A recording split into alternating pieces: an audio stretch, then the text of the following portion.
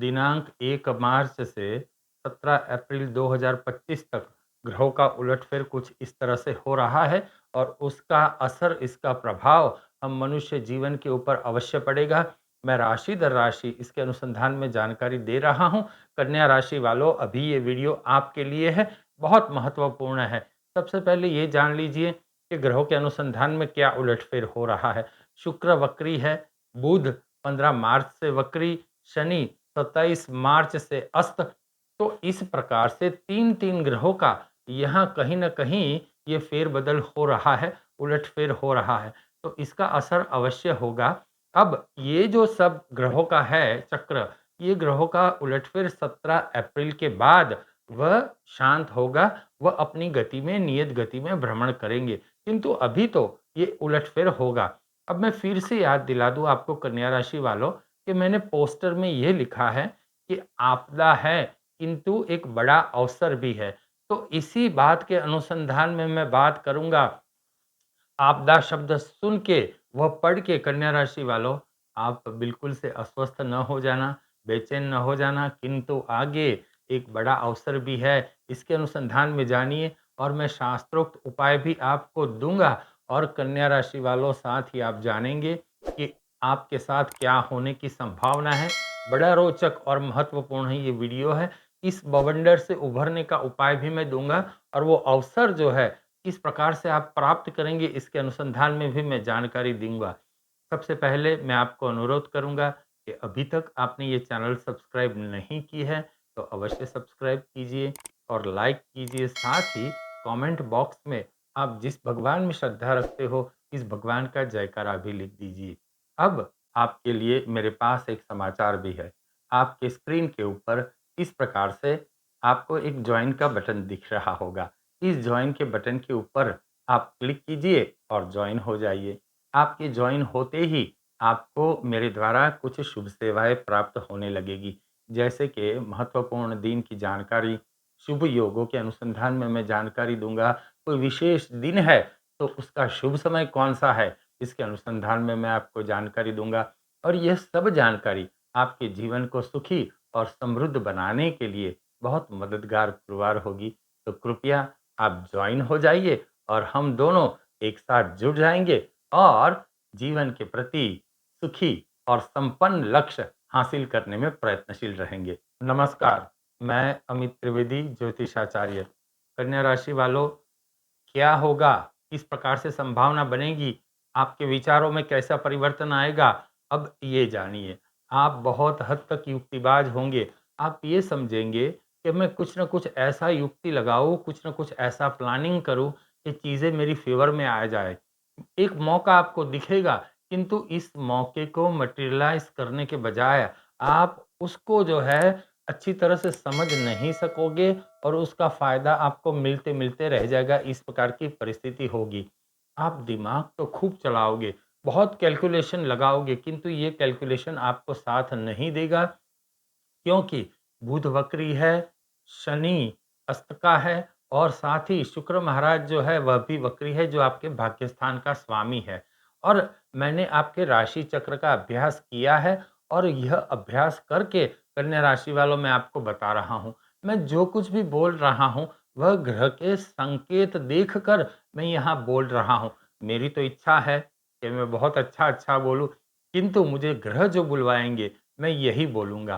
संतान और जॉब को लेकर के आप बहुत चिंतित होंगे। कोई न कोई बात आपके मन में ऐसी आ जाएगी कि आप रात को सो भी नहीं सकोगे, इस प्रकार की परिस्थिति होगी। यदि अभी आपके साथ कोई कोर्ट कचहरी चल रही है, कोई डिपार्टमेंटल इंक्वायरी चल रही है, कोई आपसे काम ऐसा हो गया कि इसके अनुसंधान में आपके बॉस नाराज़ है या आपके अनुसंधान में कोई इंक्वायरी शुरू हो चुकी है, तो आप बिल्कुल धैर्य रखिए, बिल्कुल शांति बनाए रखिए। इसमें कोई भी प्रकार का मैनिपुलेशन आप न करें, जितना मैनिपुलेशन करेंगे आप इतना ही फँसते चले जाएँगे। आर्थिक मामलों में भी कहीं न कहीं आपको चिंताएँ होंगी। यदि आपको कोई लोन लेनी है, तो अभी आपको धैर्य रखना पड़ेगा। कोई पेपर बनाने हैं, कोई दस्तावेज़ करने हैं, तो भी आप अभी थोड़ा सँभल जाइए और ये 17 अप्रैल तक आप राह देखिए। साथ ही एक बात आप जान लीजिए, आपको ये जानकारी सबसे पहले मिल रही है। जानकारी जब हमको पहले मिलती है, तो हमारे लिए बहुत सी चीज़ें आसान हो जाती है, क्योंकि हम जानते हैं कि आगे क्या होने वाला है। तो इसी के अनुसंधान में हम कार्य करते हैं। अब भाग्य जो है, वह आपको साथ अभी नहीं दे रहा। शुक्र आपके भाग्य स्थान का स्वामी है और वही जो स्थान का स्वामी शुक्रदेव, वह वक्री। तो आपको राहु के साथ वह युति बनाए हुए है। तो अभी जो है, वह आपको भाग्य स्थान का स्वामी साथ नहीं दे रहा। तो सभी चीज़ें आपको ऐसे लगेगी कि मेरे से 2 कदम आगे ही चल रही है। तो आप बिल्कुल सावधान रहिए और सीज़नल ऋतुगत बीमारी के अनुसंधान में भी आपको सावधान रहना होगा। आपको किसी के प्रभाव में नहीं आना है, अपनी सोच समझ के अनुसार ही आपको कार्य करना है और सीधा कार्य करना है। किसी को मैं झुका दूँ या कुछ कुछ ऐसा कुछ कर दूँ कि चीज़ें मेरी फ़ेवर में आ जाए, ऐसा नहीं होगा। आपको कुछ उपाय करने पड़ेंगे। आप कोई न कोई, किसी न किसी के बहकावे में आ जाएँगे और तभी आपके लिए परिस्थिति दुष्कर हो जाएगी। या तो आप अपनी ऑफ़िस के कलीग के बहकावे में आ सकते हैं, आप अपने पिता के मार्गदर्शन के भी बहकावे में आ सकते हैं। मैं ये नहीं कह रहा पिता का मार्गदर्शन मत लीजिए, पिता का मार्गदर्शन लीजिए, किंतु इसको सोच समझ कर इम्प्लीमेंटेशन कीजिए और आपके जो बॉस है, वह आपसे नाराज़ हो सकते हैं। तो इसके अनुसंधान में सावधान रहिए। अब क्या उपाय करने चाहिए, ये भी आप जान लीजिए। उपाय में ये है कि ये जो आपसे विपरीत परिस्थिति चल रही है, उस विपरीत परिस्थिति में भी ये जो 17 अप्रैल के बाद आपको कुछ ऐसा अवसर मिलेगा या उसी में से ऐसा कुछ अवसर निकल के आएगा कि आपको ऐसा लगेगा कि भाई ये जो मेरी पिछली तकलीफ थी, ये पूरी तकलीफ जो है अब शांत हो गई। इसका मुझे पूरा-पूरा कॉम्पेंसेशन मिल गया, उसकी मुझे पूरी-पूरी सांत्वना मिल गई। भगवान ने मेरी बात सुन ली, इस प्रकार का एहसास आपको होगा। तो आप बिज़नेस करते हो या जॉब करते हो, तो अपने सुपीरियर के साथ आप कभी भी मत उलझना और आपका जोश आपको भारी पड़ सकता है, यह बात भी आप ध्यान में रख लीजिए।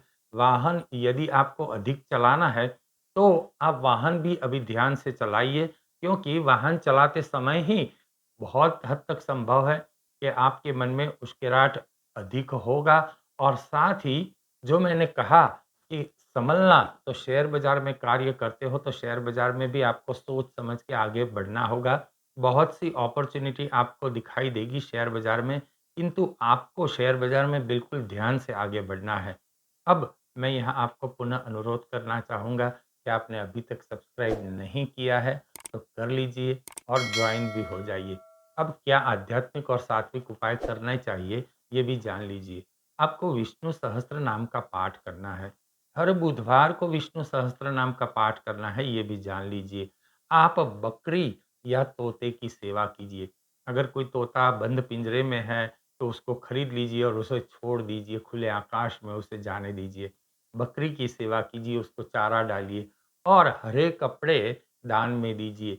बुध का यंत्र आप धारण कर सकते हैं। साथ ही ये जो उपाय है, वो इतने महँगे भी नहीं हैं, तो आप यह उपाय कर सकते हैं। और आपको थोड़ी कठिनाई होगी उपाय करने में भी, किंतु इस उपाय का फल जो है, इसका बल जो है, आपको बहुत अच्छा प्राप्त हो सकता है।